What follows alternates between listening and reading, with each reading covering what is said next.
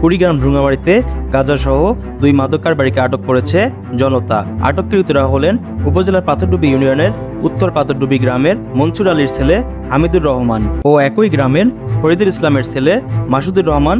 বৃহস্পতিবার 3 অক্টোবর সকালে উপজেলার পশ্চিম পাথরডুবির ফজলুর রহমানের বাড়ির সামনে থেকে তাদের আটক করে পাথরডুবি বিজিবির নিকট হস্তান্তর করে স্থানীয় জনতা।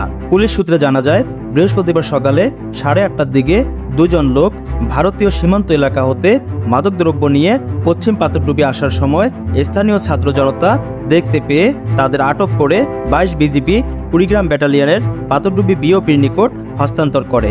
এ সময় তাদের নিকট থেকে 2.5 কেজি গাঁজা, মাদক কারবারে ব্যবহৃত একটি মোটরসাইকেল ও একটি বাইসাইকেল উদ্ধার করে বিজিবি। জিজ্ঞাসাবাদে জানা যায়, উক্ত মাদকদ্রব্য ভারতীয় সীমান্তবর্তী এলাকা হতে সংগ্রহ করে বিক্রয়ের উদ্দেশ্যে নিজ হেফাজতে রেখেছিল তারা।